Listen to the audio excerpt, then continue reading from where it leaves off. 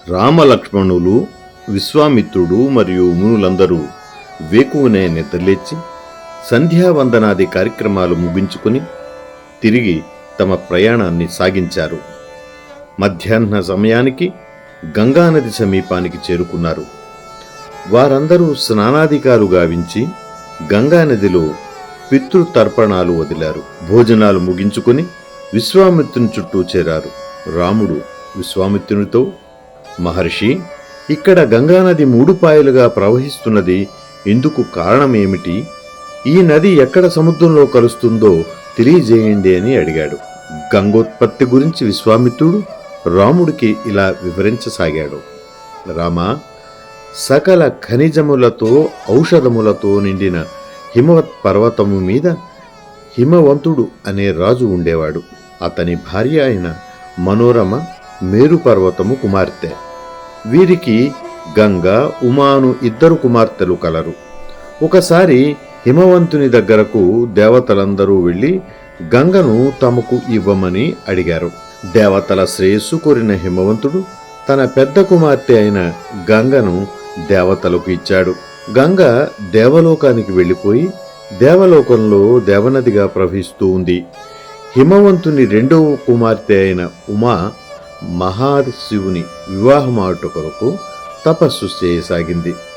హిమవంతుడు ఉమను మహాశివునికిచ్చి వివాహం జరిపించాడు. ఉమ మహాశివునితో కలిసి కైలాసమునకు వెళ్ళినది. రాముడు విశ్వామిత్రునితో దేవలోకంలో ఉన్న దేవానదిగా ఉన్న గంగ ఎలా 3 మార్గాల్లో ప్రవహిస్తున్నదో తెలియజేయండి అని అడిగాడు. అప్పుడు విశ్వామిత్రుడు రామునితో, రామా, ఒకసారి దేవతలందరూ బ్రహ్మదేవుని దగ్గరకు వెళ్ళి మహాదేవునికి, ఉమాదేవికి సంతానం కలగలేదు, కానీ వారి తేజస్సుతో కలిగే సంతానాన్ని భరించే శక్తి ఈ లోకములకు కలదా అని అడిగారు. అప్పుడు వారందరినీ మహాశివుని దగ్గరకు తీసుకువెళ్ళి మహాదేవునితో, మీకు ఉమాదేవికి పుట్టబోయే మహా తేజోవంతుణ్ణి ముల్లోకములు భరించలేవు, కాబట్టి మీ తేజస్సును మీలోనే నిక్షిప్తం చేసుకోవలసిందిగా ప్రార్థించారు. వారి ప్రార్థనలకు మహాశివుడు ప్రసన్నుడై, దేవతలతో మీరు చెప్పినట్లే చేస్తాను, మీలో ఎవరు నా వీర్యాన్ని ధరిస్తారో చెప్పండి అని అడిగాడు. అందరూ భూదేవి ధరిస్తుంది అని పలికారు. అప్పుడు మహాశివుడు తన వీర్యాన్ని భూదేవి యందు నిక్షిప్తం చేశాడు. ఈ వీర్యము భూమి అంతా వ్యాపించినందువల్ల దేవతలు అగ్నిదేవుడితో, ఓ అగ్నిదేవా, నీవు వాయుదేవుని సహాయముతో మహాశివుని వీర్యమును నీలో నిక్షిప్తం చేసుకోమని చెప్పారు. అగ్నిదేవుడు అలానే మహాశివుని వీర్యాన్ని తనలో నిక్షిప్తం చేసుకున్నాడు.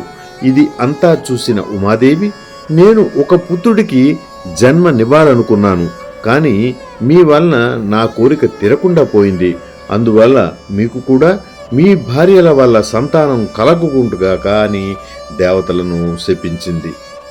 భూదేవుని కూడా అనేక రూపములతో అనేక మందికి భార్యగా ఉండువు, అంతేకాకుండా నీ పుత్రుల వలన నీకు ఆనందం కలుగుకుండుగాక అని శపించినది. కొంతకాలం తరువాత దేవతలు బ్రహ్మదేవునితో తమకు ఒక సైన్యాధిపతిని నియమించమని అడిగారు. అప్పుడు బ్రహ్మదేవుడు దేవతలతో, ఉమాదేవి శాపం వలన మీలో ఎవరు సైన్యాధిపతిని పుట్టించలేరు, కాబట్టి అగ్నిదేవుల్లో నిక్షిప్తమై ఉన్న మహాదేవుని వీర్యాన్ని గంగాదేవిని స్వీకరించమని ప్రార్థించండి. అప్పుడు గంగాదేవికి పుత్రుడు జన్మిస్తాడు. అతను మీకు సైన్యాధిపతి కాగలడు.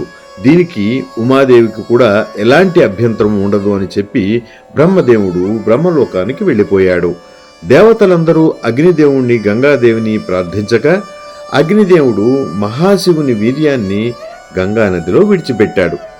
ఆ మహాదేవుని తేజస్సును గంగాదేవి భరించలేకపోయింది. అగ్నిదేవునితో, ఈ తేజస్సును నేను భరించలేకపోతున్నాను, నేను దహించుకుపోతున్నాను అని గంగాదేవి పలికినది.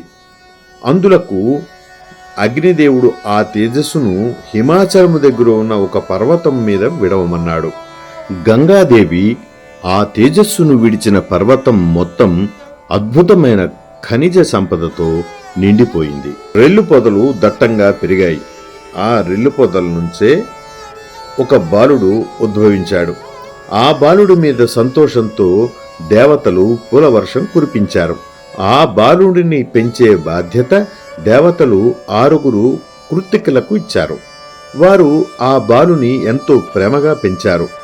ఆ బాలుణ్ణి కృత్తికలు పెంచడం వలన కార్తికేయుడు అని, గంగాదేవి గర్భం నుండి జారిపడ్డాడు కాబట్టి స్కందుడు అని, 6 కృత్తికల దగ్గర 6 ముఖాలతో ఒకేసారి పాలు తాగాడు కాబట్టి షణ్ముఖుడు అని కుమారస్వామిని పిలవసాగారు.